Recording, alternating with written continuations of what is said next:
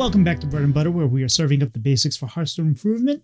This is episode 70. Unfortunately, Doc, we're not able to be here tonight. He is, I believe, viewing his brother's latest film project, so he is not here tonight. I think that's right.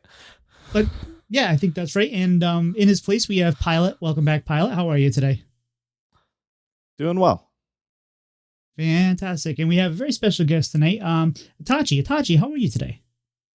Hey man, I'm doing pretty good. Just hanging out. Glad to be here.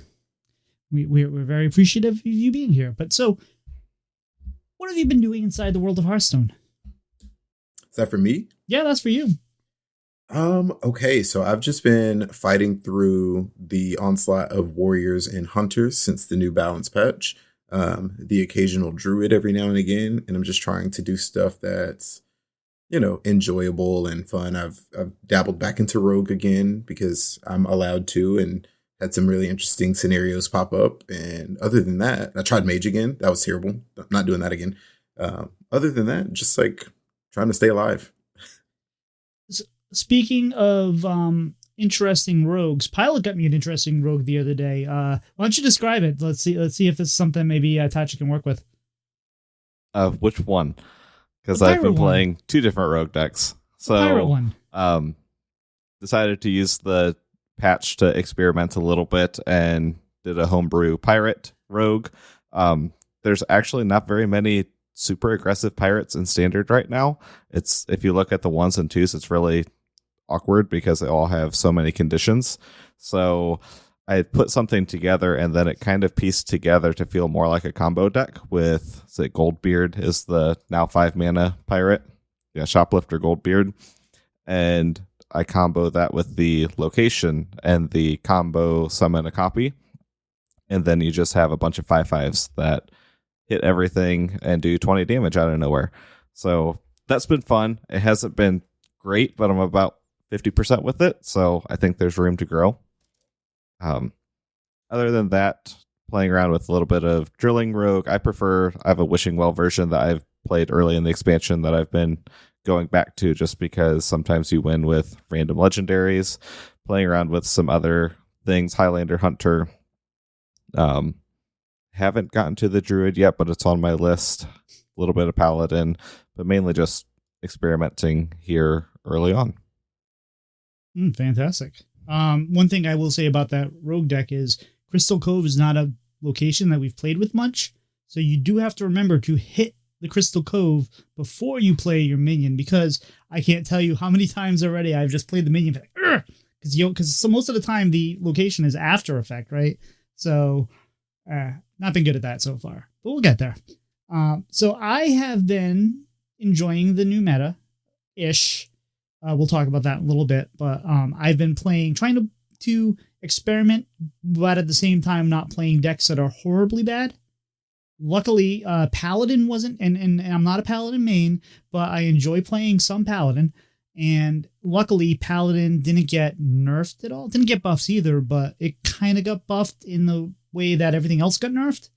So the Dancing Paladin, I will tell you, is still fun, still okay, not great.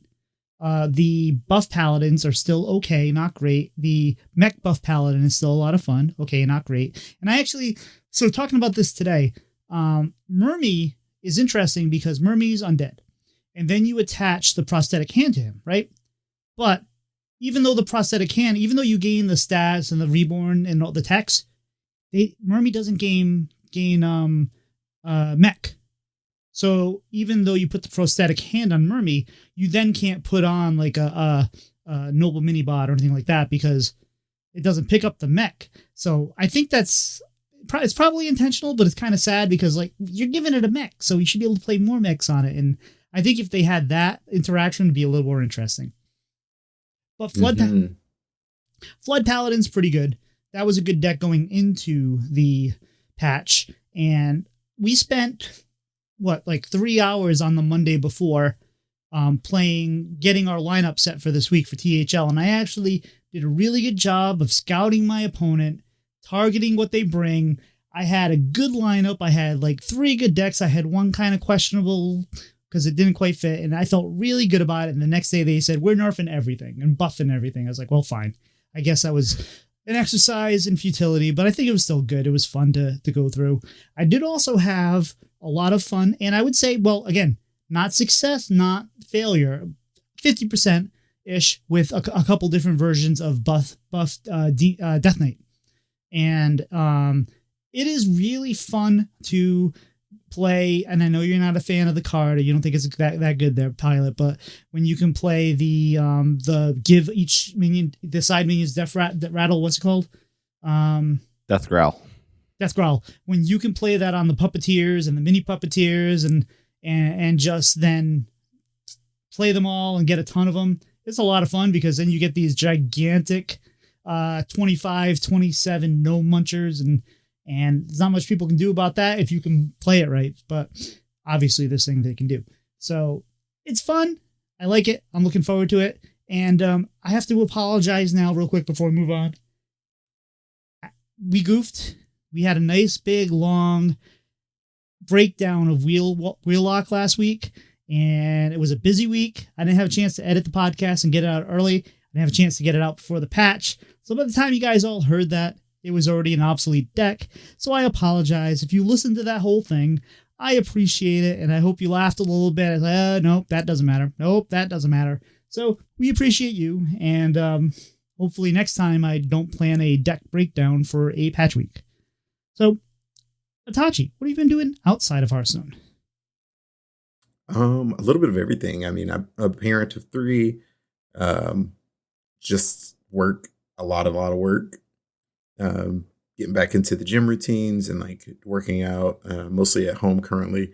Other than that, just getting up every day. I do play Lorcana now.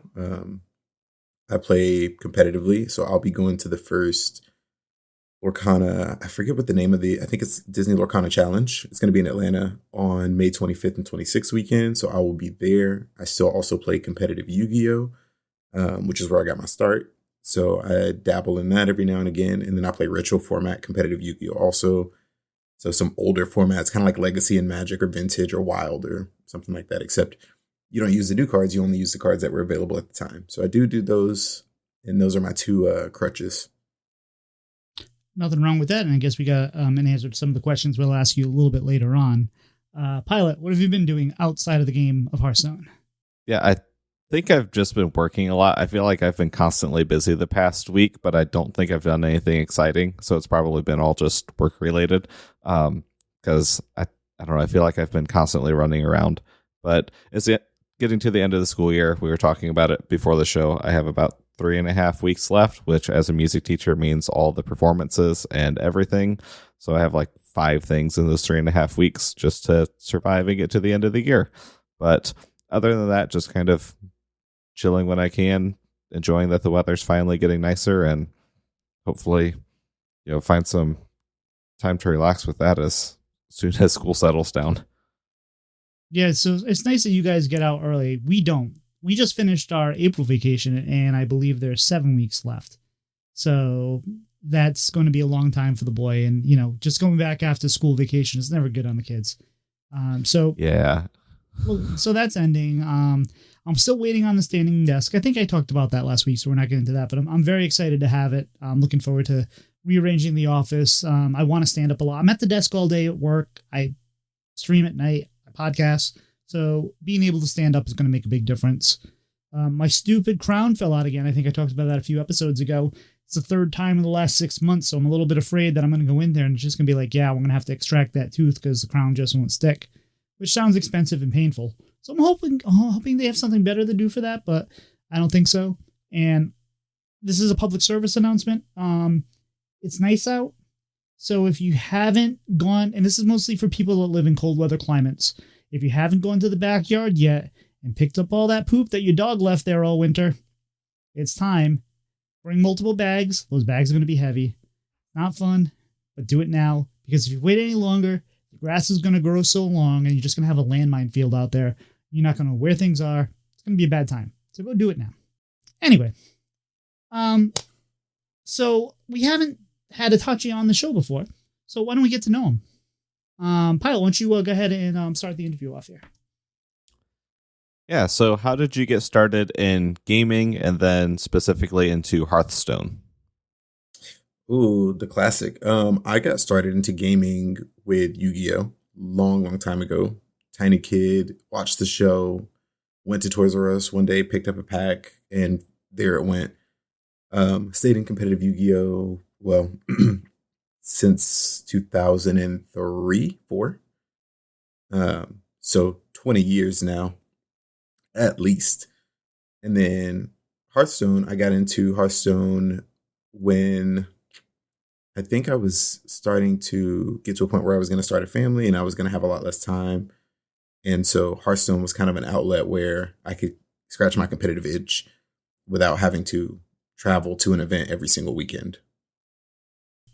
Fair enough. And although sometimes you wish you could travel to those events during the weekends when you get the screaming kids and the no sleep and all that. Just like, you know what? You take care of that. I'm going to go play cards. Unfortunately, it doesn't work that way. Okay, but how did you get started? I mean, we might as well break this into both things. How did you get started in competitive card gameplay and also especially Hearthstone?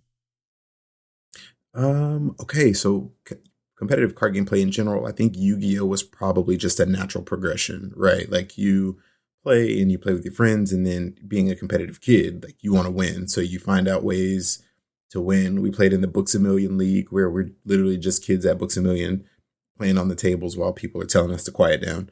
And then as I learned that there were larger events, I started wanting to go to the larger events. And once I got to them, I got beat miserably. And so my competitive drive kicked in and I was like, okay, I'm not going to come back here and go 0-3. Then I would go back and I would go 1-3 and then 2-3 drop and then 3-3 drop. And then eventually I was actually topping major events and doing really, really well. So, and then with Hearthstone, I just jumped in wanting to be competitive, wanting to find out how competitive I could be in the game. So like, for instance, I think Strivewire was the first place I did anything. There used to be these tournaments you could go online, sign up for Strivewire. They'd be cash payout tournaments. So it'd be a quick like 3 or 4 rounds that you could just play on a weekday or a weekend. And those were super cool. And then Zotac Black Claws was another little tournament structure similar, but they gave qualifications to the championships, or the playoffs rather, to get to the championships. So like back when we had winter playoffs, summer and spring playoffs, all of those, aside from ladder, you could get in by playing in those qualifiers. And so I played one qualifier and then won it. And then that lets you go to, you had to win the qualifier to go to a qualifier. And then you had the top 4 in that, and the top 4 got the invites to the championship. So that's how I started getting into like larger Hearthstone events. Nice. And by the way, you did date yourself a little bit there. For those that don't know, Toys R Us used to be the store that you went in, had lots of toys. They're all closed now. I bet you if you go down to the busy part of your town or city, there's going to be this like big white building that's probably a car dealership now. That used to be one of the greatest places in the world to go because it was wall-to-wall toys. But no, that sounds like a lot of fun. I used to just go to these tournaments and everything. I when you said that, like you started off, you dominate locally and you go somewhere else, and you went 0-3. It just reminded me of a dumb little story. And I might have said this on the podcast before. So if I did, I apologize. You get podcast brain and you forget what you said last week. Never mind 12 weeks ago. When I was a sophomore in high school, there was this speech contest. And it was, you could get a scholarship and all like that, but you had to go up levels. And I competed in it. And you had to talk about democracy. And I did really good. It was a 5-minute thing. I won the one in my high school. I was like, great, this is easy. This is fun. And I went to the next level, which was at a community college. And the first person that was in the competition was like, what is democracy? Well, democracy is. And it was like this like really interesting thing. And they had a whole performance for it. And I went to flashcards, and I was supposed to use these flashcards. But the thing is, I knew my speech, and I was rolling, I was doing really good. And then I forgot to flip my flashcards, and I went to look at them, and then, you get lost. But it was just, I don't know why, it just made me think of that. It's like, one level you like do really well, and then you get to the next level. It's like, oh, maybe I'm not quite as good as I am. But it sounds like you took that and you ran with it, and then you became good. Yeah. Just like I'm super competitive just as a person. I played a lot of sports as a kid. I, for a long time, I did not take losing very well. Like I was not a good, I was a good loser in that I did it a lot. So I had to be good at it, but I had to stop being good at it at some point, you know? Yeah, fair enough. So you sounds like you're playing Lorcana. You're still probably playing some Yu-Gi-Oh! It sounds like. So are you still pushing for the Masters Tour at all? And if, okay. Nah, no. So taking away, I will tell you, I'm not a ladder grinder. I usually don't have the time for a ladder, mainly because, I've got kids. I play 3 or 4 different games at a time usually. And so I'll bounce back and forth between one and the other. And even within the Hearthstone client, I'll bounce back and forth between standard and battlegrounds and wild. And so I like to dabble in a little bit of everything. So ladder grinding, one specific to get to a means, has never really been my way to qualify for anything. So even for the tournaments I did qualify for, it was through winning other tournaments. That's fair. And I really we've talked about this before too. I really miss that whole aspect of the qualifying tournaments and all that. Cause it was really the way that it made it feel like Hearthstone, anybody could win. Cause all you had to do was catch fire in one of these tournaments, and maybe you're an okay player, but you really understand a couple decks really well at this one particular time. You can get there and you just qualify, and all of a sudden out of nowhere, like those were where the interesting stories came during those, in 2018, 2019, when you had all these people come up and just come out of nowhere. And it's because they had these storylines where they won through these tournaments. And I wish they could go back to that. I really miss that. So we already talked about this a little bit. So you compete in Yu-Gi-Oh! You compete in Lorcana at these high levels now, and you're really kind of even coming in at the top of Lorcana because it's just emerging and you're already competing there. Is there anything else that you're doing at that level, or is that basically it? Not that that's it, but you know what I mean? Yeah. I think just those two. I started to, I used to play Magic competitively. I played exactly 2 tournaments. And so when I say used to play competitively, I played twice. I played an IQ, and actually I played an IQ and a super IQ. I won both of those, and I decided that Magic was not the game for me because during the time that I played, although I felt like I was pretty good at it, I did not have fun. It just wasn't, I couldn't connect with the characters. I didn't know, when somebody would say, I remember somebody was like, "Are you playing Jund?" And I was like, "I have no idea what that means." And they were like, "It's a color combination. Like, are you playing this color combination?" And I was like, "No." And so I realized, I was like, I have no idea. I'm so far removed from this game. So no, I have to really be able to connect, which is like Yu-Gi-Oh! I played because I watched the show, and like Hearthstone, I played World of Warcraft, so I could connect with the characters, or I followed World of Warcraft lore more than I played. And then Lorcana, I mean, everyone knows Disney characters. That's not crazy. Yeah, how are you enjoying the game of Lorcana? How did the characters? Is that what drew you to it? Is the characters, or was it the gameplay? What got you started there?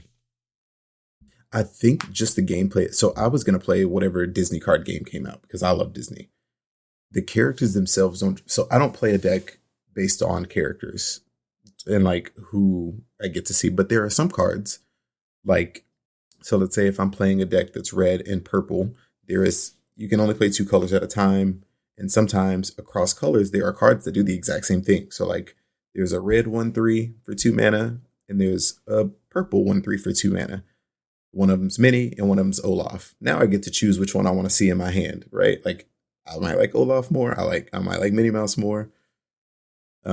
So yeah, just little small things like that. But I get to connect. Like I know every card that I'm playing. I know all the songs. So like when I play the card A Whole New World, which is an insanely broken card, it will probably be the first card to get banned in that game.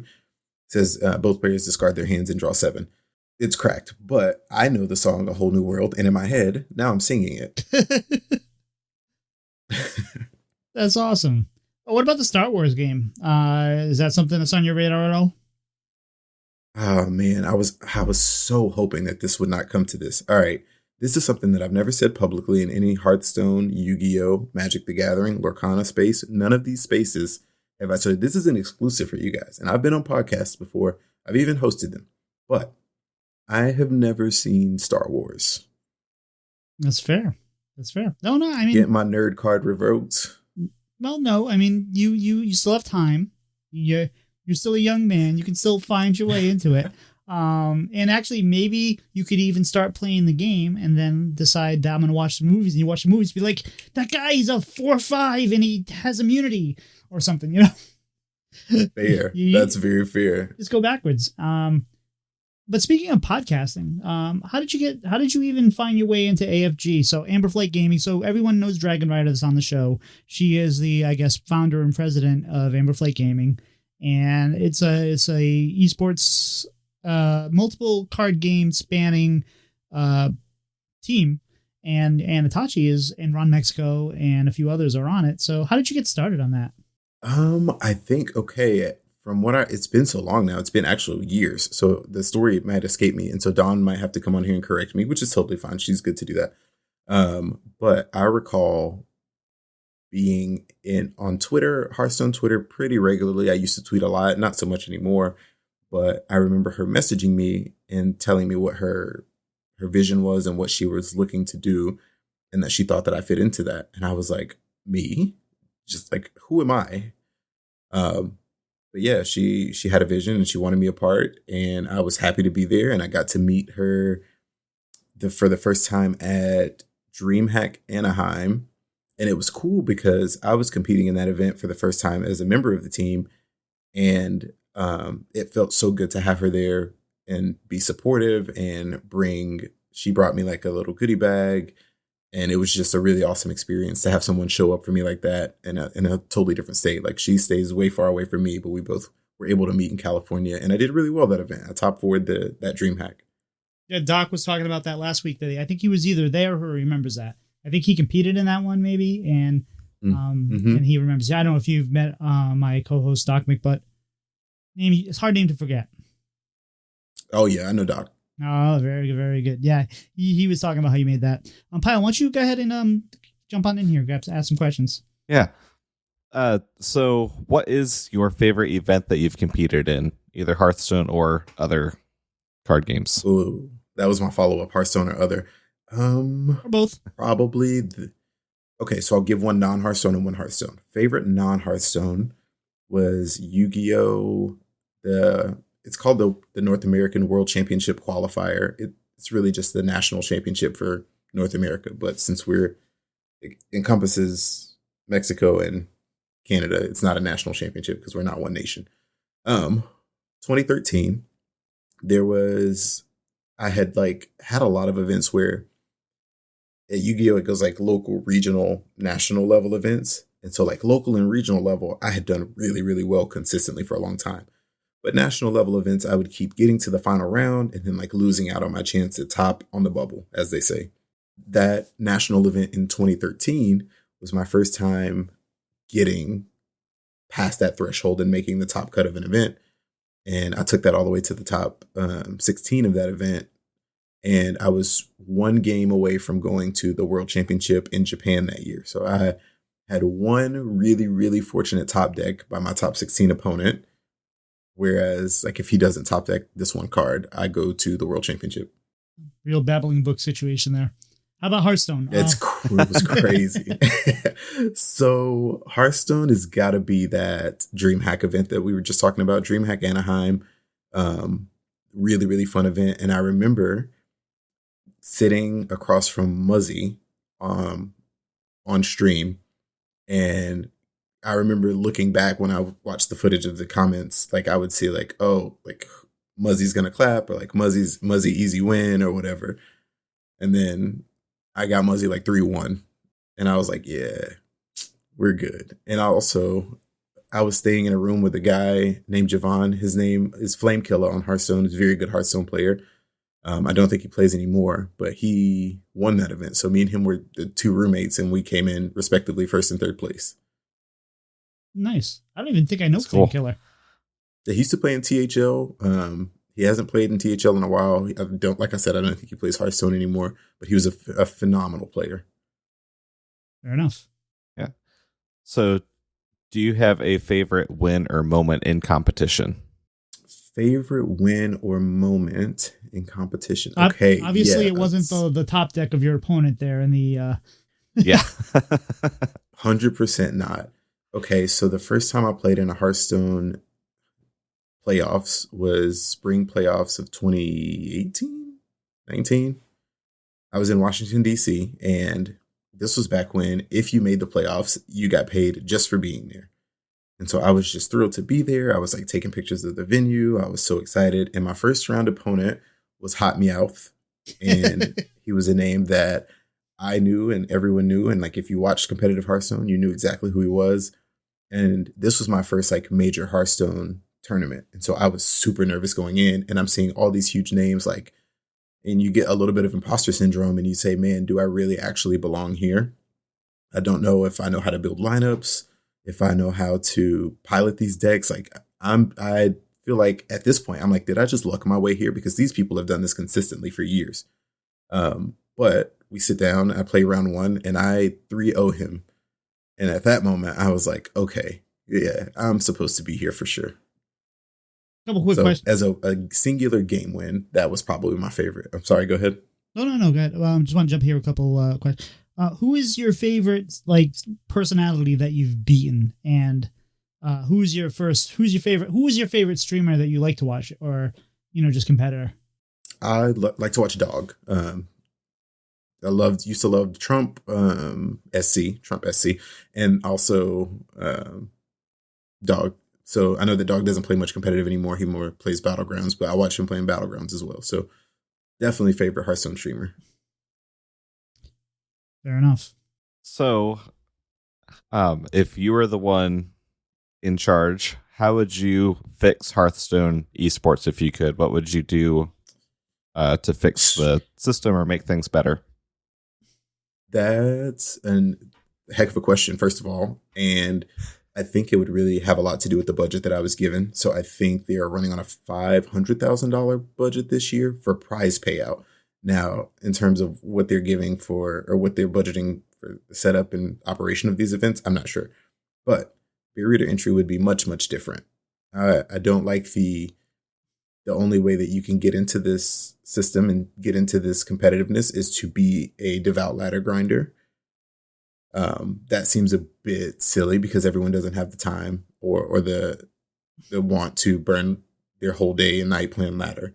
And there are a lot of people who can do that because they've done it for so long that their MMR has given them access to higher ranks of ladder, sans the effort. So if I, for instance, in between a month where I'm playing battle, and this is exclusive to me, so I'm fixing the system based on my own struggles.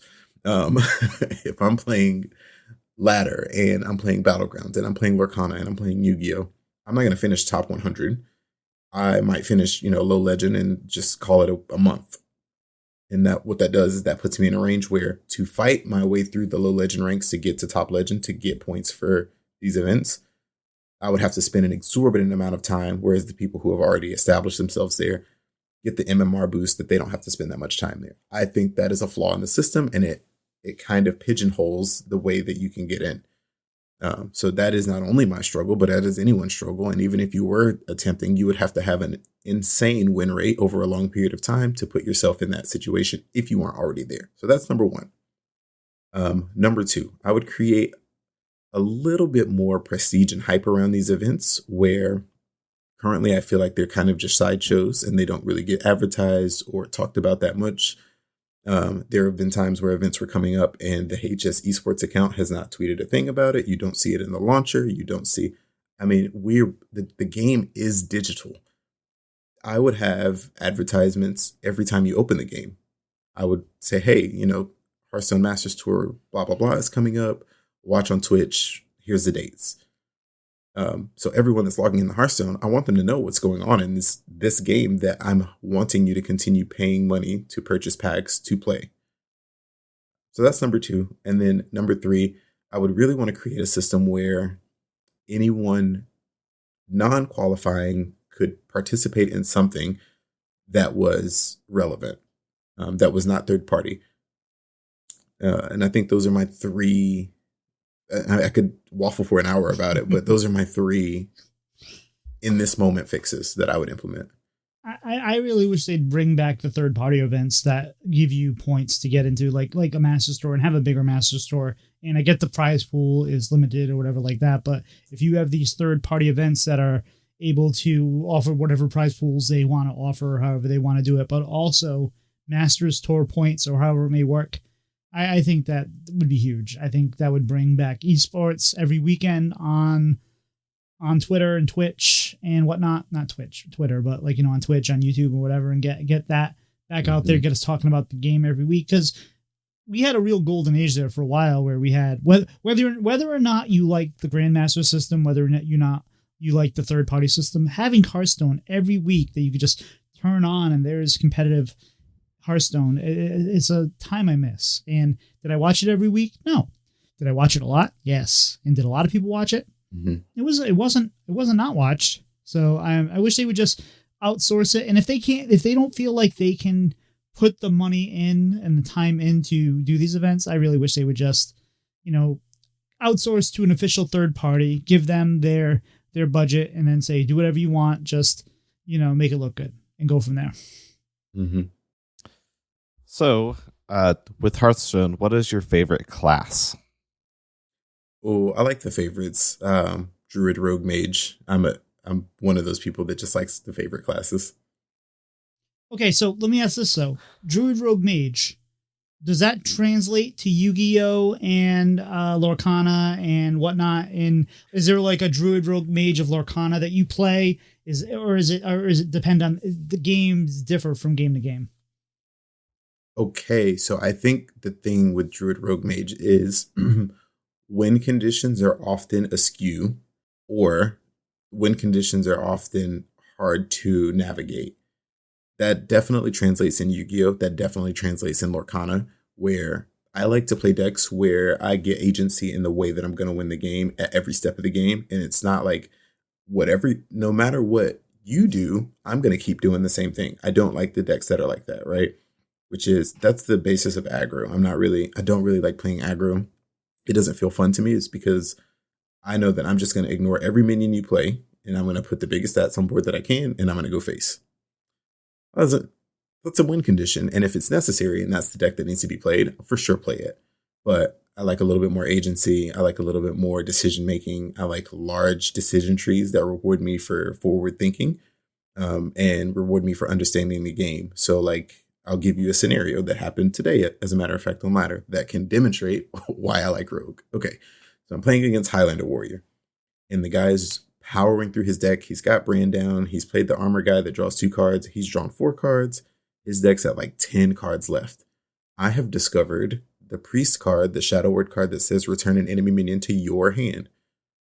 I've got like 15 cards in my deck still. And I said, oh, okay. I'm just going to steal his bomb boss, when he plays it inevitably. And I'm going to load his deck with bombs. And that's going to blow up everything he's got left. And so I stole his bomb boss. I put 3 bombs in. He spent the turn building a board. And I think he played like Ignis. And then the next turn I traded his Ignis. And then I shadow stepped the bomb boss. And then I played it again. And then the next turn he had no more cards to play. So like, there's that condition to win the game is not built into my deck in any way. And that's what I like about Druid, Rogue, Mage.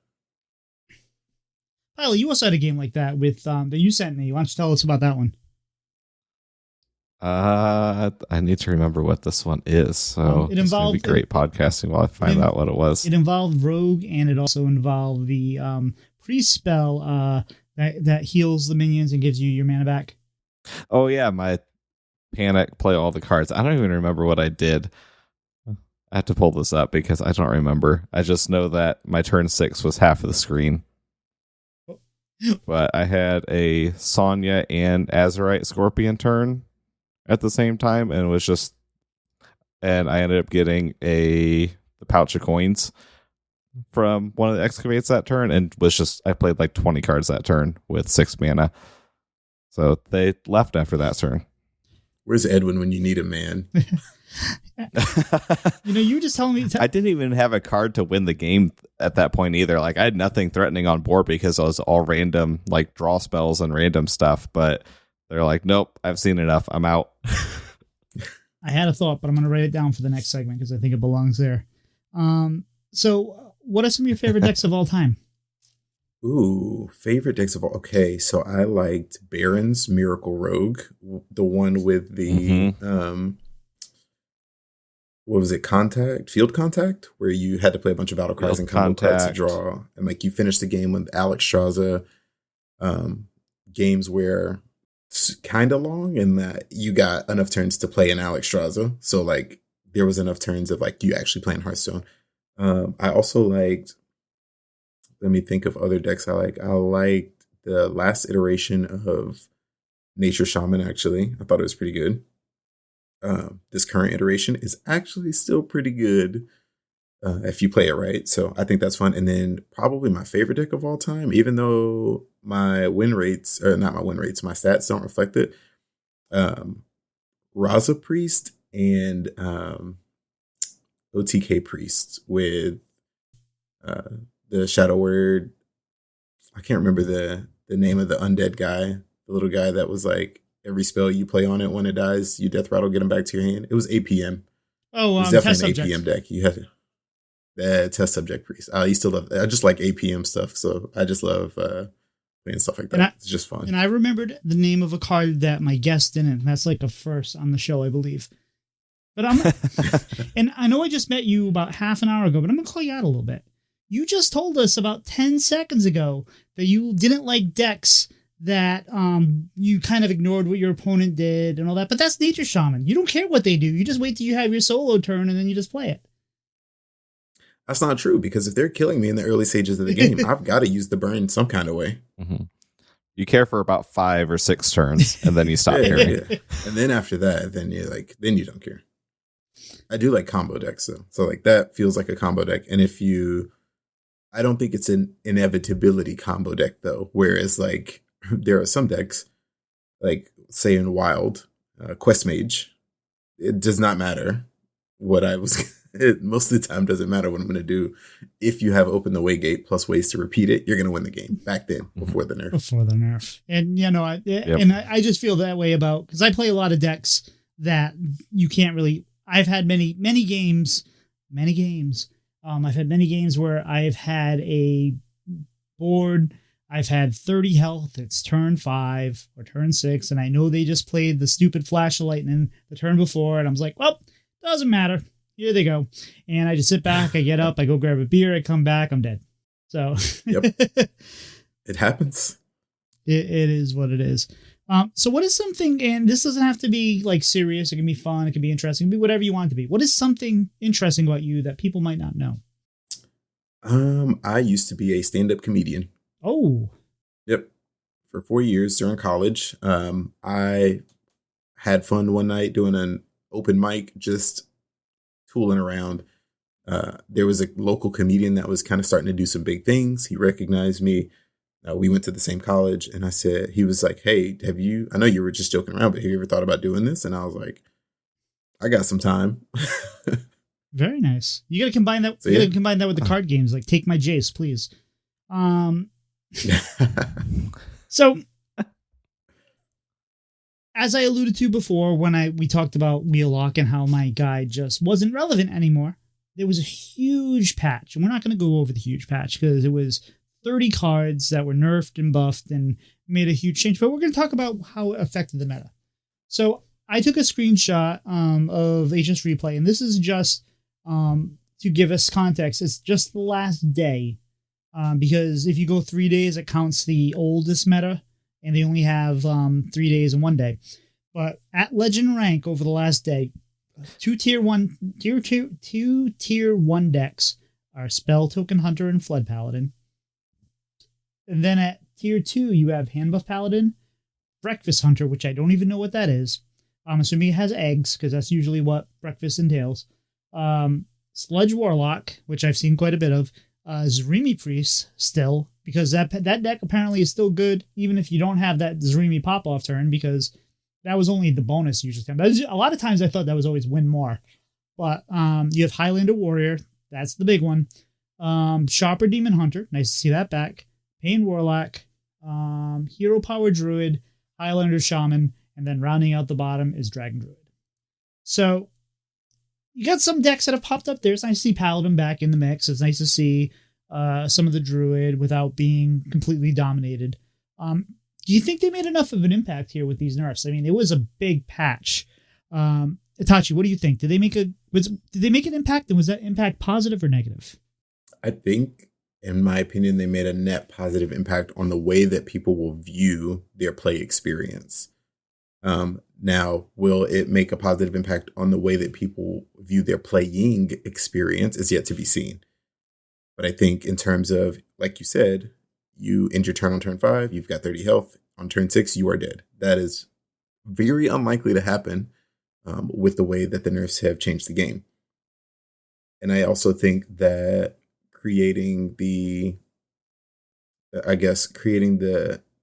player agency that's supposed to come with playing more turns is a net positive, I think.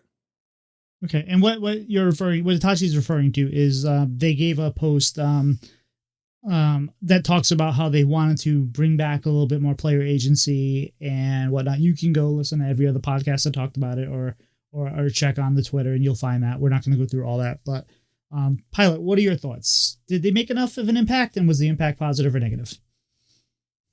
I do think it is a positive impact. On the same lines as like Itachi said, we're in a 4-set meta where this is the quote unquote weakest meta that we're going to have this year because it's the fewest cards we have, and it was still really fast and really powerful.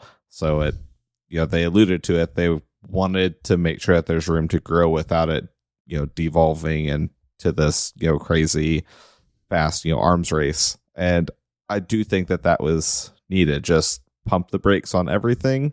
They pretty much took a lot of the really strong decks and said, let's add 1 or 2 turns to each of them. And that's what a lot of the nerfs seem to be aimed at, with some exceptions here and there. But, the cards that they look nerf that some people weren't expecting, like Gatekeeper, that was for Cycle Rogue before drawing bombs, but also some other decks that wanted to cycle through and find certain cards, were throwing it in so that you could do that. Let's slow that down a turn. And I think that's going to help the overall play experience. I will say, because I saw the Breakfast Hunter on your screenshot also and didn't know what that was, it looks like it's Highlander Hunter. So it's running the mystery egg, so it's pulling it into that with their tracking, but it's Highlander Hunter. What is the mystery egg? I don't even remember that card. It's the mini card. Death Rattle, get a beast that costs 5 less. Oof. Copy of a beast. Ooh, I like it. That sounds interesting. Get a cheap King Plush or Thunderbringer is essentially what it is.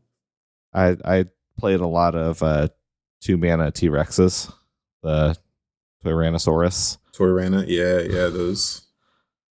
That's a good card. So I personally, I don't like the way they killed Wheellock.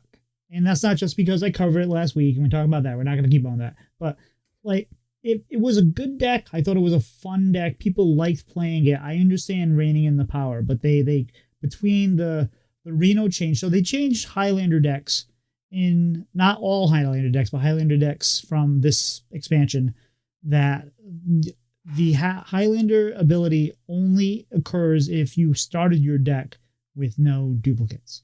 And I like that change, but it takes Reno out of Wheellock, which is fine. I don't care, whatever. But they also changed how Wheellock works, where it now ticks at the start of your turn versus the end. So now you have to defend 5 turns instead of 4. Which again, fine. They also nerfed the location, and it's kind of like almost a little bit too much for that deck to now compete, because they took away so much. And normally I've liked their philosophy of let's not kill decks. Let's just kind of make them worse. Let's nudge them down a little bit. But then they kind of killed Buff Paladin a couple weeks ago. Now they kind of killed Wheellock. So if I like a deck, I can guarantee you they're going to probably destroy it.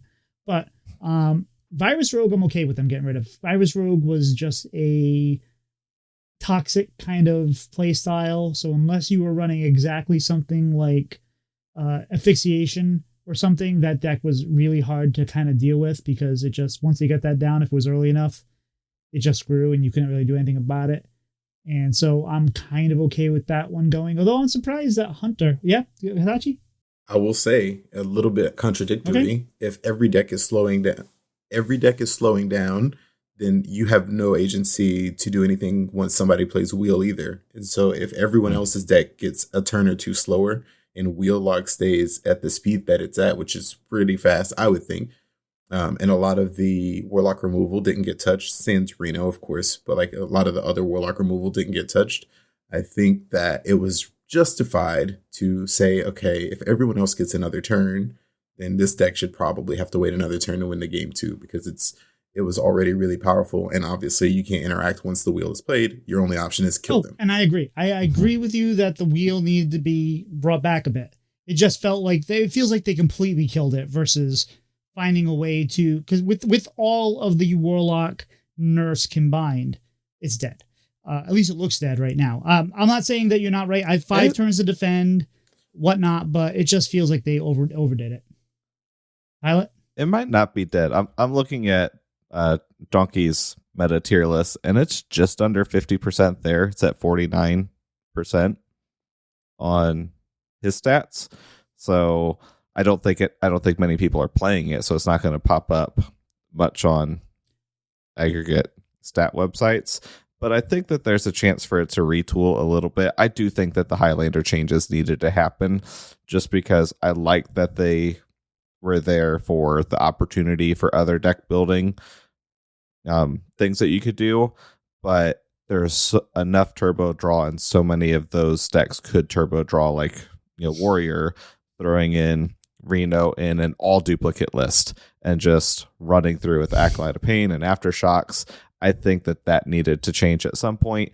And also, I've seen a lot less Plague Decay lately, because now people aren't trying to run it to counter Highlander decks, because now it no longer does. So that, in my opinion, got nerfed, because now it took that counter away, and now other things aren't having to deal with it as much. And so the change, and yeah, that all makes sense, but 49% isn't 51%, right?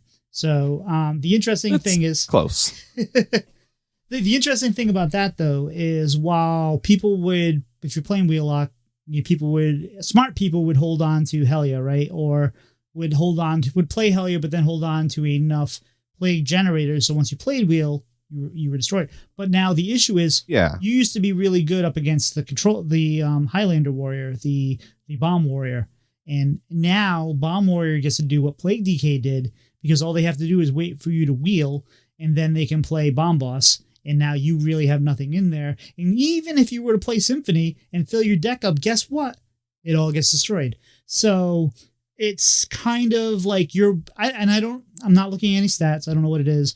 But it kind of looks like the matchup that Wheel used to have against Warrior is kind of gone now. And that's one of the things I don't like that they changed, is like, it looks like they nerfed Warrior if you just look at the cards, but it actually feels almost buffed right now with the way they make the change to Bomb Boss, and with the way that Bran always is active.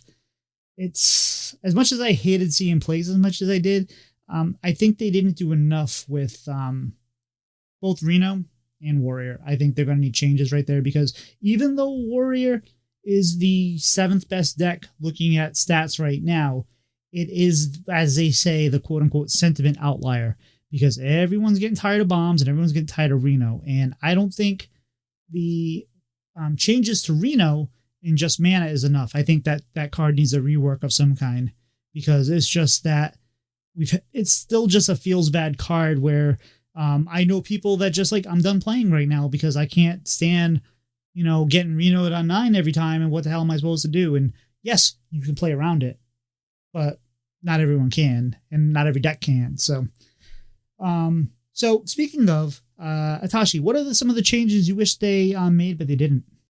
I wish they had changed the stats and or costs on the demon, the 6/5 demon, the shopper, as opposed to the weapon.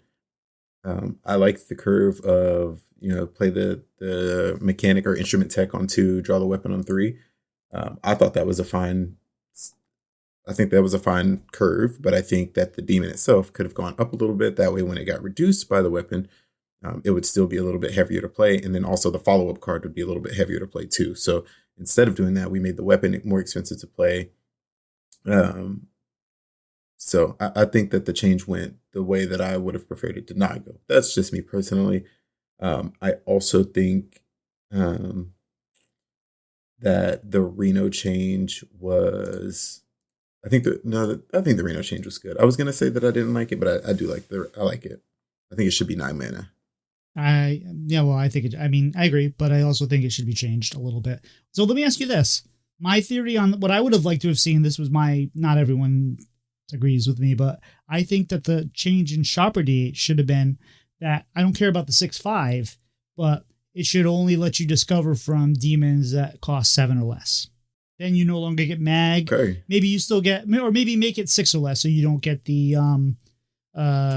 basis, but 6 or 7, and then you don't get the what was always the issue, which was the Magtheridon or the Dream double Magtheridons off of the mini shopper. I think that would have been an interesting change too, and maybe adjust it a little bit. See, I get where you're coming from. I will say I'm a person that likes doing the cool, powerful things. So like I want to do the niche and super cool stuff, and I want to do it with a regularity that makes me feel like I'm enjoying what I'm doing. I do know that player sentiment and the way that they lose to those cards is kind of tough to manage in terms of like what's acceptable and what's not acceptable.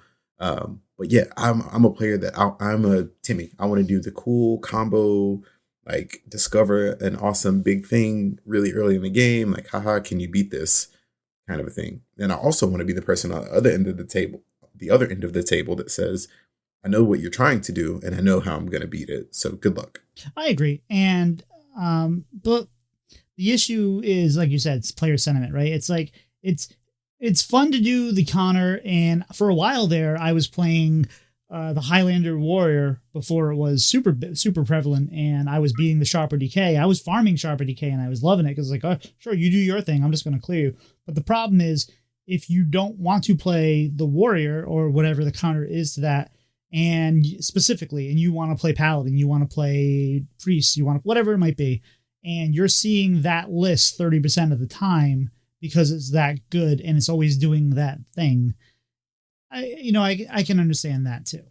But yeah, I mean, it's fun to do the powerful things. It's fun to do the cool things. It's fun to get the cool things that no one else is doing too.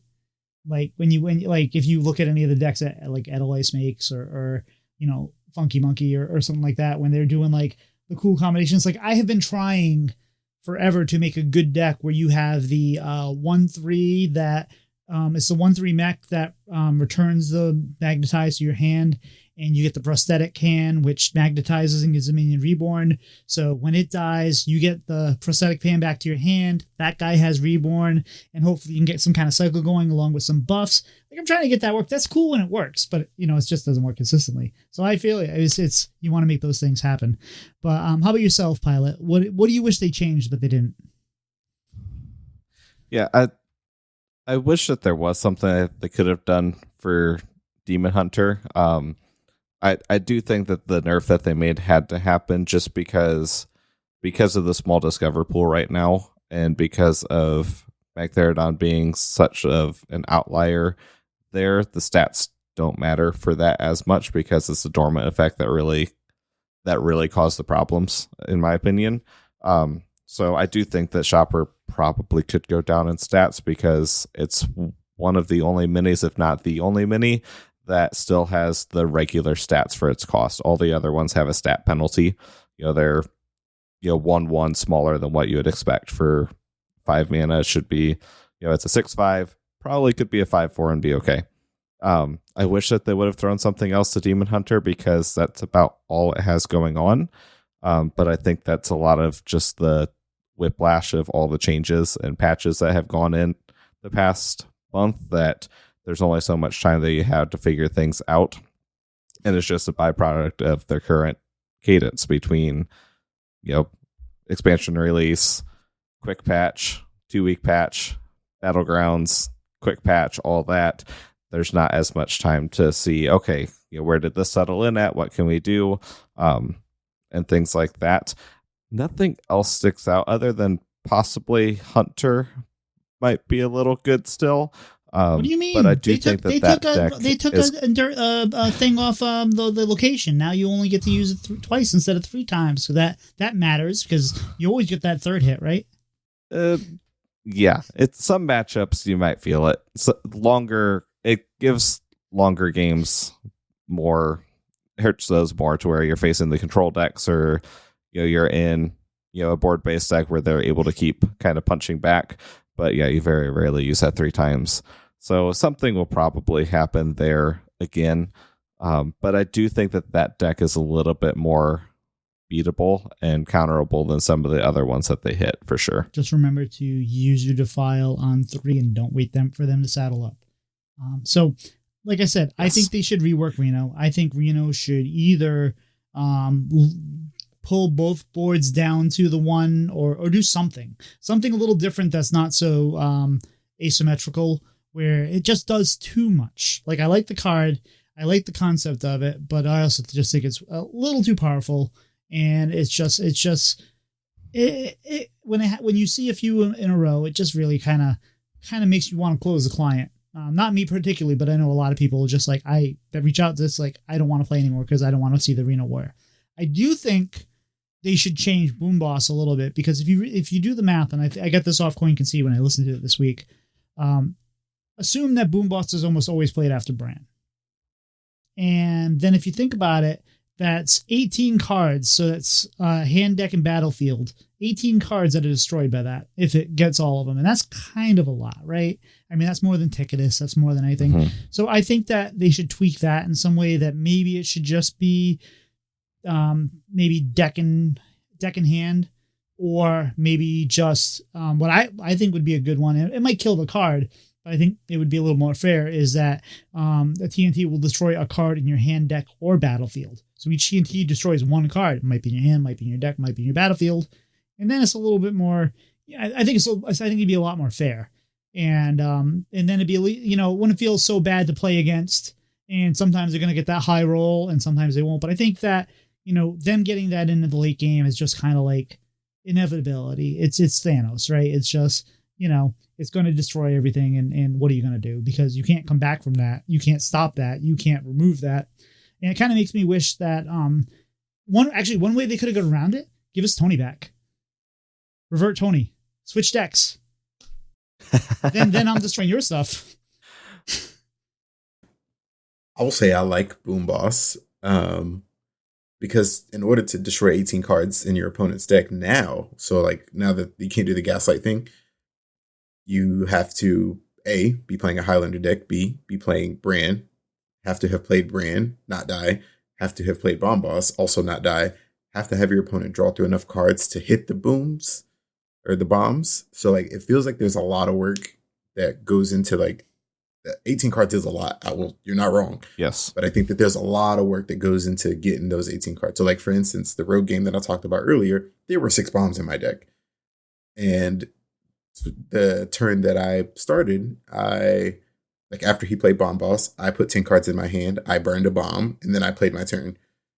And then the next turn I did not draw a bomb. So luck of the draw, but there is some counterplay. There is some agency that you have, as opposed to I'm going to put 6 bombs in my deck and then I'm going to play Gaslight Gatekeeper and it's going to cycle my deck twice. All of your stuff is going. I like that. I like the way it's switched up better. But if you think about it too, Warrior has a lot of tools to get there. It's not like it's a big ass to, in most cases, to clear their board multiple times. They got Sanitize, which even nerfed is still good. They have Trial by Fire, which even nerf can still do the job. They have Bellowing Flames in the early game. They have Aftershocks in the early game. They have the Brawler. They have Gift Brawl. They have a million tools to get there. And then when you put those bombs in their deck, it's not like you're putting them in the beginning. Their deck's already thinned out because you're getting towards the the end game. It's just one of those things where I'm not disagreeing with you as far as I understand it's fun. How many games did I play of it, Pylet? Right? I'm not. It's a fun deck to play, but it's just when you've played a long game of 20 minutes and you're I'm not going to give up. I'm going to try to beat this warrior and I'm going to do it. And then you get to that end when there's just nothing you can do because they have 40 armor and they have all the bombs and there's nothing you can do. I can understand the frustration, and I get frustrated too, but I can understand if someone's not playing the sheer amount of games that I play or other people play, then I can see where they're coming from. And I kind of like I would like to see a change in Boom Boss just because I want to see people not like want to close the client after playing Warrior, even if Warrior is not the best deck. Yeah, I will say I don't think Warrior is done with nerfs. Control Highlander Warrior, I don't think is done with nerfs. Feel fairly confident that it'll probably get one or two more when the next big patch comes, because it's still really strong after getting 5 or 6 cards hit, just because it still has really strong survival and it still has really strong win cons between Boom Boss, the Excavates, and Ignis.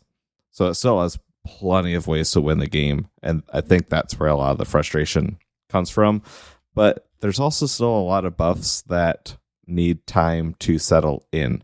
So some of them have already. There's been a lot more Spell Mage experimentation, most of it losing while I've played it and getting 7 Sunset Volleys thrown at me playing against it. So I don't know where that will land. Druid has started, mixing the dragon and spell damage package. Highlander Shaman's back with Hagatha and Aftershocks and the changes. I think there's still enough experimentation there because those always take longer to settle in and get figured out, because most of these cards saw very little to zero play. Fair, that's fair. And I think the other frustration with the Warrior too is just that we've seen it for a long time now, right? And we want to see, like, I think I've seen Botface played 3 times in this entire Itachi, please. Hold on. Funnily he enough, just lit up like a Christmas tree when I mentioned Botface. Let's hear this. I was gonna talk about it earlier.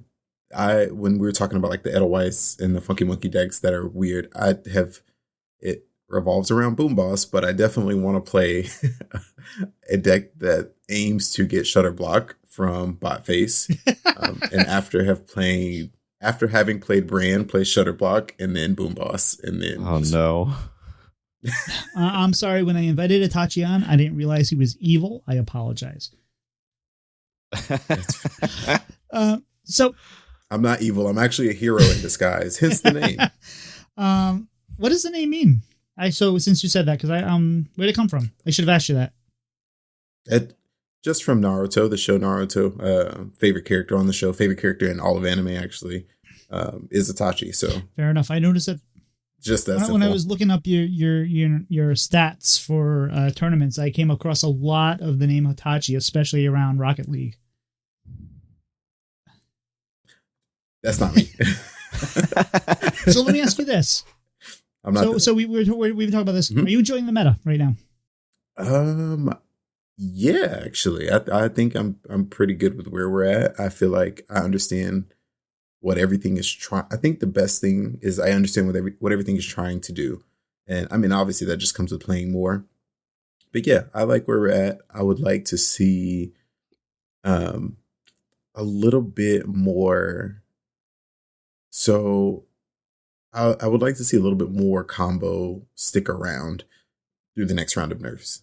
So I do like that happening. I like having the presence of aggro, combo, and control in the meta. And notice he didn't say mid range. Got the hunter, and yeah, I think mid range is kind of a dead concept. I think it's either because we've gotten to a power level at which you're either going to die really, really fast or really, really slowly.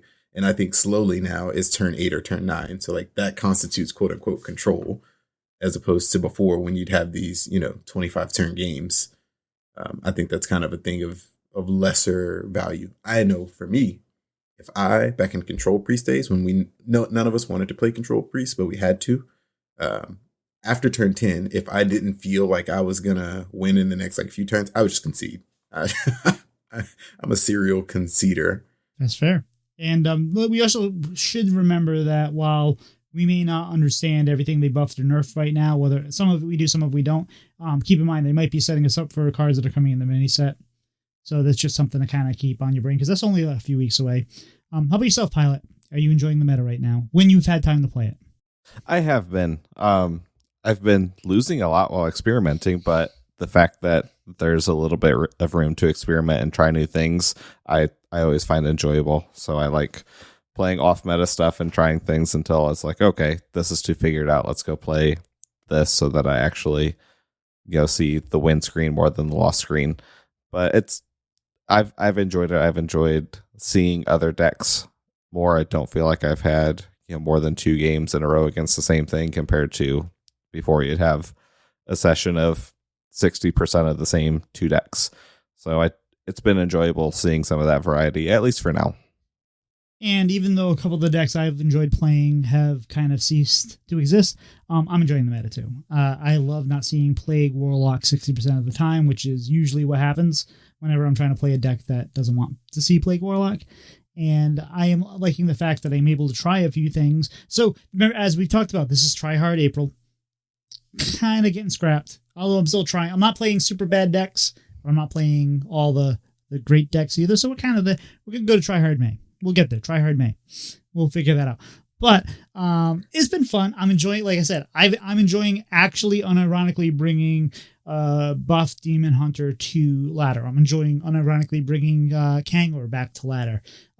There's a lot of fun to be had, and the meta is unstable enough where even though you have a couple of the outliers, Hunter, Warrior, and whatnot, you can they're not unbeatable. There's nothing that's unbeatable. And you can bring a lot of fringe things right now because the meta is not settled. So I'm enjoying it. But speaking of ladder and tournaments, we talked a lot about both today. Our main topic today is the contrast between tournament and ladder decks. So we just saw a Masters Tour a few weeks ago, and we saw some interesting decks. We saw a lot of things that we knew about, but like we saw Nature Shaman a little bit. We saw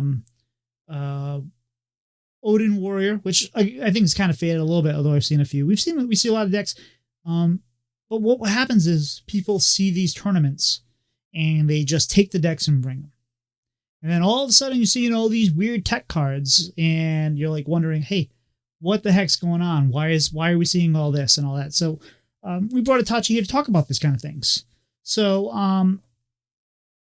what do you think the biggest difference are between ladder decks and tournament decks, Itachi? I think that you play a little bit more when you're playing a tournament deck. You play a little bit more geared towards what you're trying to do with a lineup as opposed to just with your deck. And so like when you're playing on ladder, you have to be a little bit more open to playing against anything. So some tech cards are going to be less optimal or less like reasonable to play on ladder. So like currently, I probably wouldn't play Cult Neophyte and Speaker Stomper in my deck just because there's not really a need to. Like if I'm running into Paladins or I'm running into Hunters, like I might not get too much value out of those cards. So I'd want more cards that further my own game plan as opposed to being prohibitive of what my opponent's trying to do. So are there any particular archetypes or deck styles you think thrive more on ladder compared to tournaments or vice versa? I'm always control and combo win tournaments. Aggro wins on ladder has always been like my philosophy. And most of the like unless aggro is really, really strong, you don't see too many aggro decks like winning tournaments. So even if you look at the most recent Masters Tour, like UEQ's decks, he played, Nature Shaman, Odin Warrior, Painlock, and then Shopper Demon Hunter. But Shopper Demon Hunter is an outlier because it was extremely good at the time. And you can call it an aggro deck, but it's really kind of just a shopper deck, a window shopper deck. Painlock's an aggro, I'd say. I would call Painlock a semi-aggressive deck. Yeah, you could call it an aggressive deck. I mean, you're helping your opponent beat you by like turn 4 unless you kill him. Yeah. So I think that more times than not, the decks that have more decision trees, I guess, is the better perspective there. Because like even with Pain Warlock, you really have to be conscious of everything that you're doing, because if you put your health at a certain place, you could be at a break point that you could die on the swing back turn. So understanding the meta really, really well helps you win more with Painlock. So yeah, it is an aggressive deck, but it is an aggressive deck that has a lot of decision trees that could lead you to a lot of really, really good places and board positions if you know what you're doing, as opposed to just like you won't see a single Breakfast Hunter or Spell Token Hunter in a lineup. I don't think there was one in a lineup, at least. There wasn't. Yeah, in the So yeah, just like that. in the bigger tournaments, you'd see a couple of them, Okay. right? Like in the bigger tournaments, when it was more than just like 8 or 16 people, you see somebody that's like going way out in left field trying to completely topsy-turvy the meta, and you'll see that. But yeah, most of the time, the decks seem to be, maybe like 6 to 7 decks that people are bringing some sort of combination of targeting a deck. And that's one thing you got to remember. When you see a deck on a tournament, it may look good, but they're targeting something or they're banning something. And that's one of the things you have to remember. That's the hardest thing. So let me ask you this. If a deck like we just talked about, if a deck in a tournament relied on banning a particular class or archetype, and we're seeing that class and archetype all over the meta, like say, for example, we're talking about Highlander Warrior, like in the tournament, you may be either targeting it or banning it. But I'm seeing it everywhere on ladder.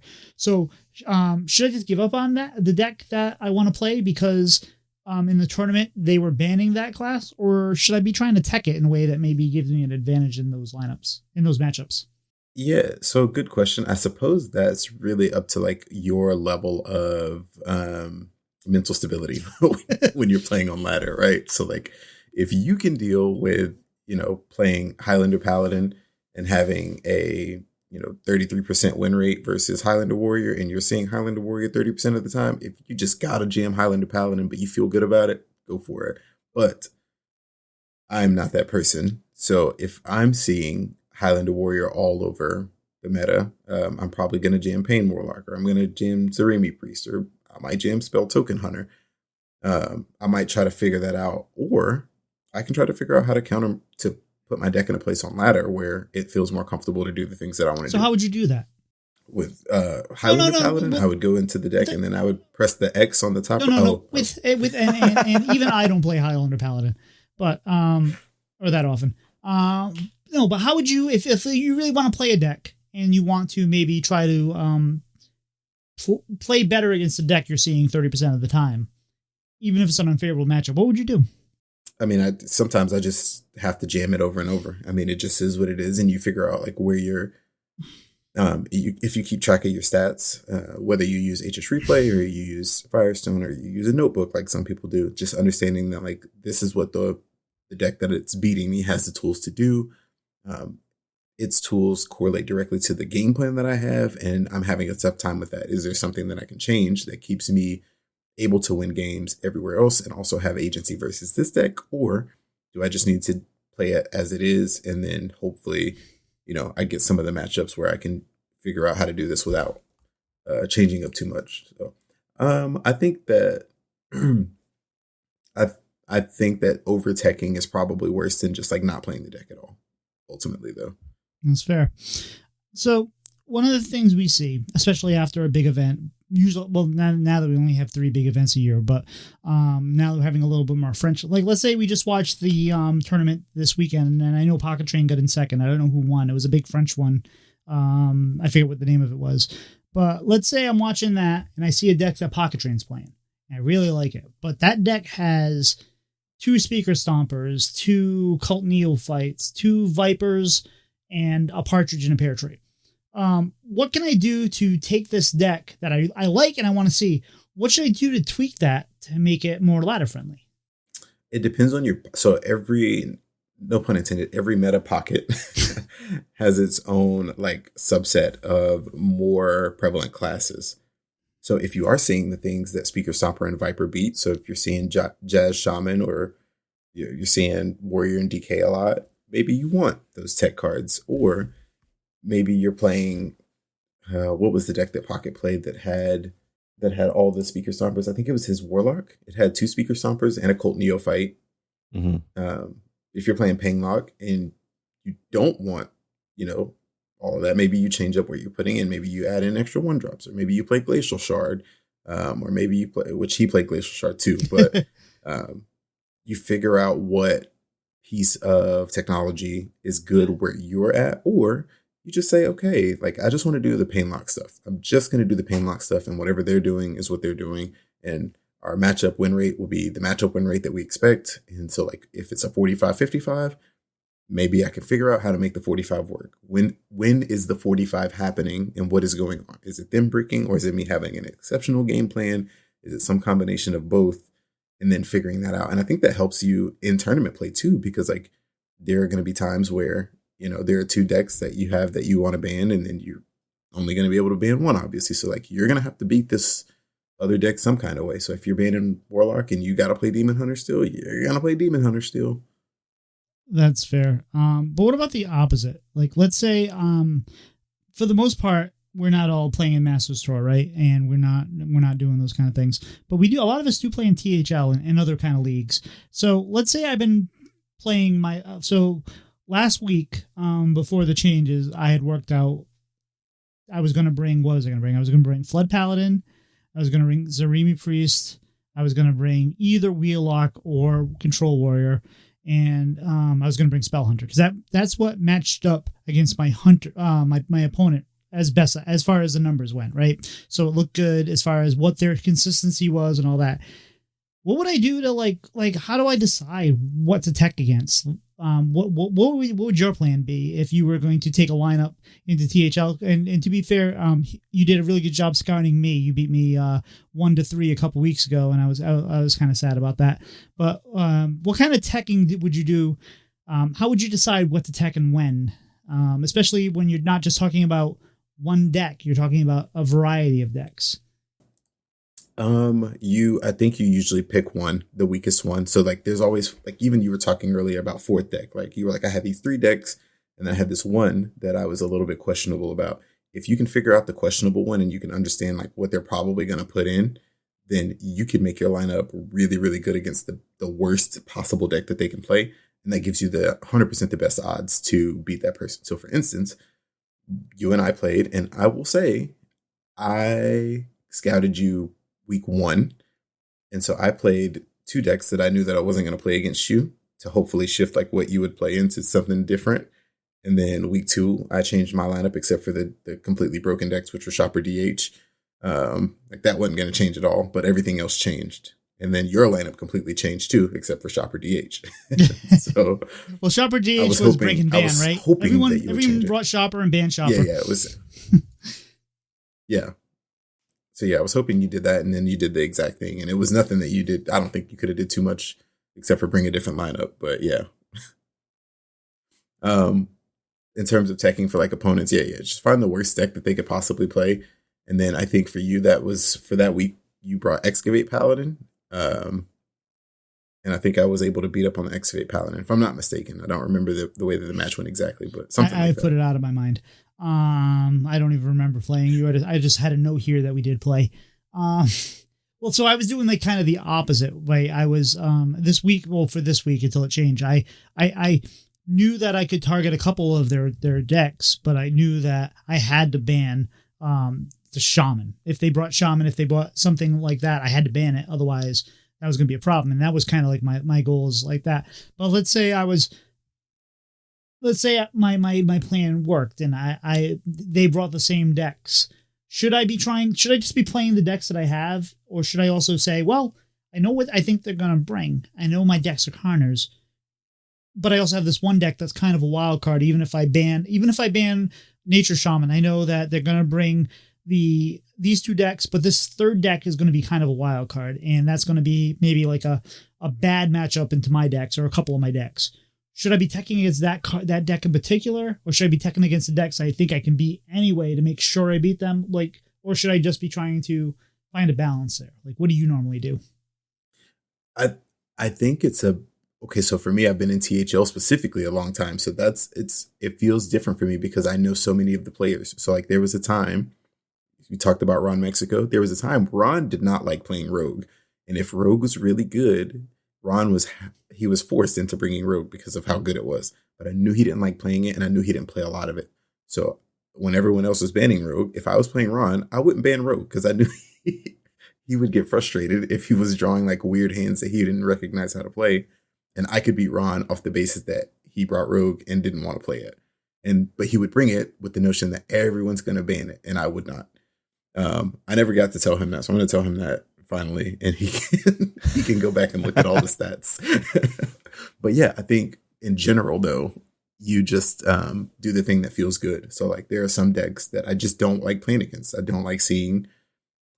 So if I know that like I don't want to play against this deck, I will make a lineup that's good against other stuff, knowing that I'm going to ban that deck. But it's your level of comfort, your level of fun also, because like ultimately we play the game to have fun.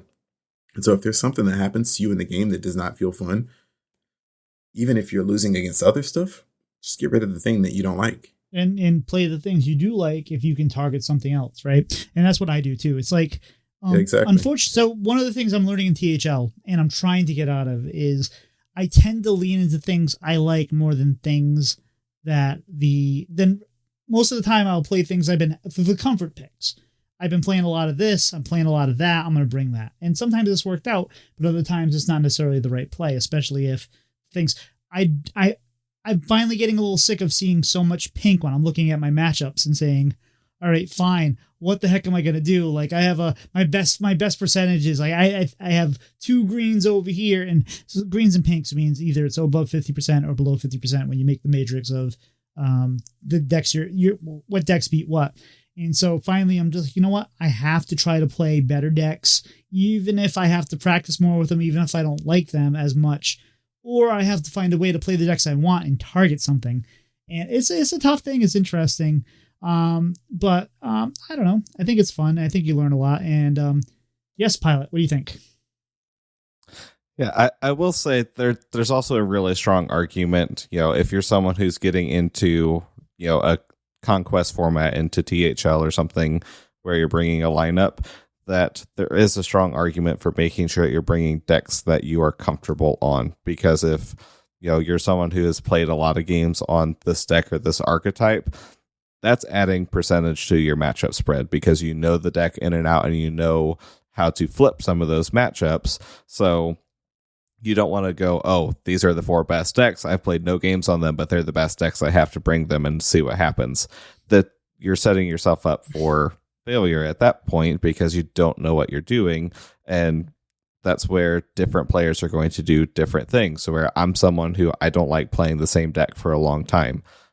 I prefer switching around. I have my, deck screens are full. I have 27 decks pretty much the whole time in the client, and I'm bouncing around between them just because that's the player I am. Compared to Tito, I know that you're someone who you like sticking to a deck and learning it in and out and playing 200 games on it. That's where, you might be a player to where you lean into those strengths and decks you've played more, where when I go in, especially halfway through this THL season, as we have more stats and we see, oh, this player has this trend if they bring, these types of decks, or they're, a little bit more into control or more into aggro, and I can start to tweak my lineup because I have 10 decks that I've played and I can pick and choose between them to see, oh, that should line up well into what I think they're going to do. And sometimes it works, sometimes it doesn't. I did that the other week against Tyler Knife, and I'm like, they're going to bring this, and then they completely flipped the opposite way, and I still don't know how I pulled that out because I had Tito's matchup spread of basically all red except for the deck that I knew was going to get banned. So it makes it a really interesting spot of not going away from your strengths just to try to gain extra points because you're going to lose them if you go too far. We're calling that Tito's graph or whatever. That's okay. But so and there's a lot of things to think about too when you're looking at these. And this is kind of we're kind of going a little bit off. We're talking more about tournaments and the difference between tournaments and ladders, but we're specifically talking about league play. If you're like Pylet and you're playing 27 different decks because you can have 20 different slots and you like bouncing around, you can look at the stats and say, yeah, that's probably pretty much right? If it says 58% or 48% or whatever like that, I've played 20, 30 games with it at most, maybe, so that's probably where it is. If you played like I do, like 200, 250, 500, 1,000, whatever, then you can look at those stats and say, well, it says this matchup is 45, but I'm really confident in this matchup, so maybe that's 50, right? Maybe this becomes a 50%. But if you play against the person that, if I'm playing Paladin versus Warrior, and that person's played 500 games of Warrior, well, now we're back down to the 45% because their 5% cancels out my 5%. You never know. So there's a lot to go here, And the concept is, how do you switch between ladders and tournaments and vice versa? And I think it really just comes down to how confident you are with the deck, how well you know the meta, how well you know your matchups, and then how much you, like, if you know you're going to see a lot. Like, I flipped, what was the matchup? It was Wheel Lock, because I was playing a lot of it, getting ready for that useless conversation about it. But I was playing against a lot of Death Knight. And that Death Knight was a favorable matchup for me. But at the beginning, I was like 0-7, 1-7. And it then I figured out, hey, stop playing Wheel, dumbass. And that matchup, you don't want to play Wheel. Because as soon as you Wheel, even if they've already played Helia, the Helia effect still affects all the plagues. So even if you have Symphony, even if you have your things, just make big things and hit them in the face. You have to remember a couple things. Like, if you have to remember, anything you play that's big, if they haven't played Rescue yet, or if they have the Azurite Rat, then they're going to steal it from you. So you have to be able to anything you play that's big, you play a 15-15, you're going to have to be ready to kill it, because that's coming right back at you if they haven't done it. But like, that's not something that's necessarily intuitive unless you're like, a top 100 player, top 1,000 player, whatever. But when you've played enough of the games and you beat your head against that wall and you learn, I then swapped that around, and I think it was like 14-7 against it, even starting off what I was 0-7, and maybe I was like 14-10. You learn these things. So then if you're like Pylet, and I'm not picking on you, Pylet, because you play a lot of decks, but like, if you're a Pylet and you've done that matchup 3 times, you might miss that, versus playing that deck 1,000 times or 500 times, 200 times. You're not going to miss that, because you're like, I've seen that so many times that, you're not going to get me this time. So matchup knowledge, practice, and understanding. And maybe you see a matchup enough where you're like, well, you know what? I'm going to play Speaker Stomper here, because I know that's going to make a difference. Or I'm going to play ETC, which I'm going to put these things in just in case. And it feels weird that ETC is actually a card that's useful, because paying a 4-mana tax for a card that you're going to play probably later, the next turn or the turn after, doesn't sound like it's going to be good, but it ends up making a difference. So yeah, just keep that in mind. Itachi. I was just piggybacking off of the point that you were making about matchup knowledge and like when to play. So that's the important part. I know that one of the questions that we asked earlier was about like the tech cards that you might see Pocket Train use, or Giyu or UEQ. Understanding like why they have those cards and what pockets they're looking to play them in, or what situations they're looking to play them in. Like, that's why it's really, really good to not include those until you have an understanding of what you're doing in the game and in the meta and versus certain matchups. Because like, he might have Speaker Stompers in, and you're like, okay, I'm playing Speaker Stomper when he plays Flash of Lightning, right? Right. And then you watch Pocket, and Pocket will not do that. He will play it well before Flash of Lightning gets played, and you go, well, what the crap is he doing? It's like he's played, 1,000 games of Nature Shaman versus Painlock, and he knows that he's trying to make a push next turn. And so in order for them to even start making a push, they've got to play Flash of Lightning. So he's going to play Spooky Stomper first. Then they're going to have to do their turn. He's going to make a board, and then they're going to have to play their Flash of Lightning and then skip another turn to play another board. So like, it's really about having the knowledge to know like what exactly is the purpose of this tech card. So, and then also, like you said, situations like, I don't need to play Wheel when I'm Wheel Warlock versus Plague DK. Or like, for instance, I will ask you guys a question, and I hope I'm sure you know the answer. If you play Magtheridon, the dormant demon that deals 3 to everything, if you also play Argus, the Lone Star, which is the Demon Hunter Titan, that says minions to the left of this have Rush, and minions to the right of this have Lifesteal. Do you heal or do you not heal when Magtheridon on the right side of Argus deals 3 damage? It depends. It is situational. It depends on where your health is, where your health is going to be, and where they're going to be when Magtheridon comes online. Because if he comes online and going to be able to use him to clear something instead of sitting there as a 12-12 doing nothing, it completely depends on your matchup. No. But I think the question is, does it get the Lifesteal or not from the Titan, right? Oh. Yeah. So if I play Magtheridon Dormant, and then I play the Titan in a way that Magtheridon's to the right of the Titan and thus has Lifesteal, does it have Lifesteal? I don't think it does, but I haven't actually been in that game state before, because I don't think like auras affect dormant minions, do they? I don't They think it. do not. Okay, that's what I thought, but I haven't run into that. Yeah, interesting one. There was a situation where just one of those, you play 500 games or something, and I was like, I really need to heal, and I've got a mag up. I wonder if this Argus is going to let me heal or not. Surely did not. So, but that's a learning lesson, right? I'll never do that in a tournament game because I'll know that that's something that can't be done. I wish I could say that I would learn from that, but there's so many times where I'm like, as soon as I make the moves, and Pylet's been around for enough of them where it's just like I'm yelling at him in chat. It is literally like the second my finger, like, when you're playing chess, you take your finger off the piece. The second I do it, I'm like, oh my god, I did it. So yeah, you learn those things, but you do that enough times, you learn it. I've had a lot of people learn today and yesterday that Reno is a poof. So I would poof the Ziliax, and then they would inventor boom, and then stare at the board when nothing came out. Or maybe just 2 6/5s. And then emote. Maybe just 2 6/5s with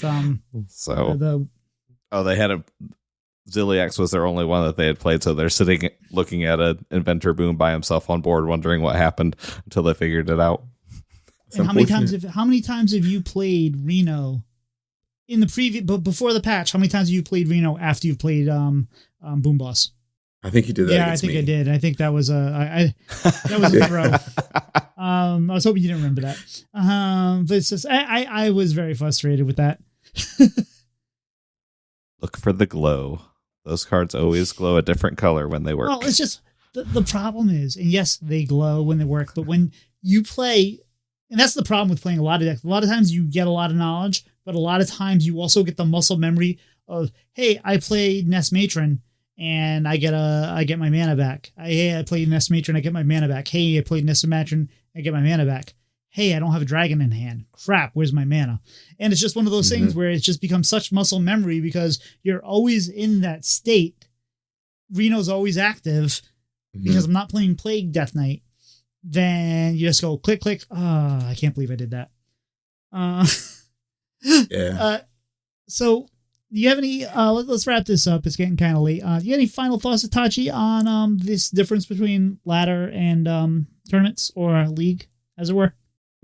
Ultimately, do the things that make you happy, and if you're about winning and winning makes you happy, do the things that make you win. Anybody gets sad winning. How about yourself, Pylet? Just play to your strengths, play decks that you enjoy, and also know that they're very, very different beasts. What works on ladder sometimes works in Conquest, sometimes doesn't, and that's why you see so many of the tech inclusions, so many decks that you wouldn't see on ladder because they're really bad into these, but people can play with a ban and a target lineup, and it makes it a completely different mindset going into it. And that's always one of the best things in a tournament, right? When you see somebody bring something that's so out of left field because it targets something and they've hit it, they've kept it hidden, and then they start rolling through. They usually don't win the tournament, but they usually do well enough in the tournament where that deck catches fire, and then all of a sudden everyone's playing the counter, so that's great. But yeah, just if you don't like playing the same deck over and over again because it's not for everybody, you can watch somebody do it. Watch somebody stream. Find a streamer that likes to do it. And, then like I like it. Come watch me stream. But yeah, you can find somebody, you can use the tools like HS Replay and Donkey Top. They'll bring you right to streamers that are playing those decks. And if you want to see those decks played and you don't want to play 1,000 games with them, watch a streamer, because not only will you see them do it, but they'll talk about it a lot. You find ones that like to talk, find the ones that will listen to chat and just go through it all and just say, hey, this is why I'm doing this. This is why I'm doing that. And you'll learn a lot. So even if you don't want to play those games, there are still ways to get those reps in. So just, take a look. But that was a lot, guys. I'm kind of full. I still have room for dessert, though. And speaking of, Itachi, what is your favorite dessert? My favorite dessert is tres leches cake. Ooh, I'm not even sure I know what that is. It is a cake. It's of Latino origin. It's a cake. You bake a sheet cake. You soak it. You poke holes in it. You soak it in 3 different types of milk, condensed milks, evaporated milk, and cream. You let it soak up really, really good. And then you usually put like whipped cream and fresh fruits on top of it. And it is fantastic. That sounds really good. I like it. So guys and gals out there, on the internet, if you made it this far, leave us a review. You're listening to us, you like us. You probably even, if you sat through my wheel lock last week, knowing that wheel lock was already not good, leave us a 5-star review. It helps people find us. We're doing this for a while. We're not going away. We're here. We've been doing this for 70 episodes now. We're still going. So, leave us that review. Help us find some more viewers. I don't want you to tell 2 people. Just tell one person. Just tell one person. This is a good show. You might learn something. They have fantastic guests like Itachi. You don't find guests on these podcasts every other place except for this one. Sometimes they have podcast guests. We have great guests every week. Get people here. If you have somebody you'd like to have on, let us know. We'll try to get them on. Itachi, where can people find you on social media? You can find me on Twitter and Twitch at Itachi_HS. Twitch is a lot less likely to have my face popping up because I don't stream very often. But when I do, I try to let everybody know and pop in. I was going to say, last time I looked this up, I was going to see how you did. You haven't streamed for a couple months now. You still just stream kind of randomly when you get the mood, or? Just when I feel like interacting with some people, I'm playing something. I often stream, or I start streaming Lorcana now. I'll stream Hearthstone. I used to stream RuneScape, and I streamed Yu-Gi-Oh, just whatever. How about yourself, Pylet? Where can people find you, Pylet McButt? So I cut and paste, and I usually this is the second time this happened. I usually just cut and paste names so I can make the show notes, and it always seems to come up as Pylet McButt for some reason in the shout out. So Pylet McButt, where can people find you? Yeah, I still don't know why it's like that, because the first time I was on, it was with Doc here. So it's not like it was a fill-in, and he just threw it together because I was subbing. But you can somewhat find me on Twitter, Pylet712, that's Pylet. I mainly just lurk there and don't post a lot, but I also am in a lot of different Hearthstone Discords, Coin Concede, Squelch. So you can find me lurking and posting around there also. And what about yourself, Tito? You can find me at Tito Santana HS on both Twitter and Twitch, and I actually do stream quite a bit. And Pylet, I'm going to challenge you a little bit. You make enough weird decks where I want to see you start posting them on Twitter once in a while. See if you can get some movement on those. I was about to put the Pyro Erg on there, and then I lost like 7 games in a row. I'm like, I'll save this one for a little bit. Let's fix it first. When you've won your first 2 games, then you post it. 100% win rate. There you go. Touch, you got any shout outs this week? Shout out to Dawn for being a great team manager. And shout out to Ridiculous Hat for being a great community manager for Hearthstone in general. Really glad to have his voice is the forefront of the community. And shout out to you guys for inviting me on. I appreciate your enthusiasm. I was like, hey, how'd you like to come on? You're like, I'm here. Let's do it. I loved it. How about yourself, Pylet? Any shout outs this week? Yeah. Shout out to the Coin Conceit crew, Edelweiss, Wicked Good, and Megasa, just for being awesome people in the Hearthstone space. They have a really great community over there, and been able to chat with them. I ran into Megasa actually on ladder today, and we were talking after she completely blew me out of the water on Zerumi Priest, and instantly sent a message. I apologize in advance for saying that it was dead on the podcast. It's obviously not. I'm like, I fully expected to lose that game.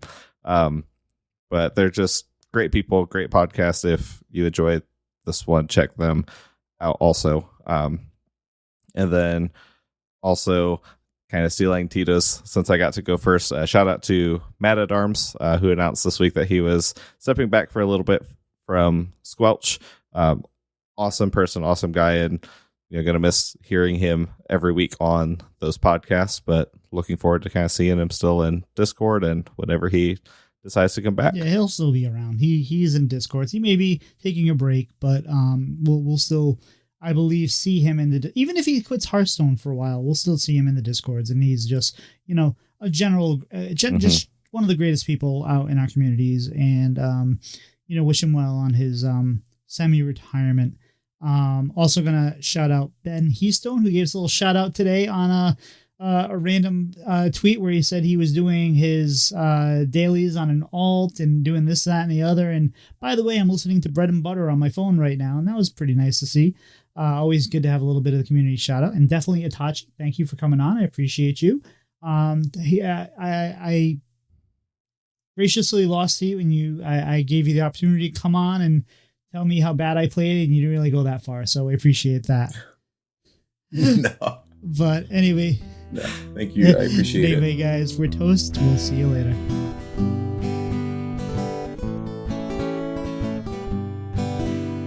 Slide two brothers meet one another when they slide up to the mic. It's bread and butter with one another. Let's start up that recording light.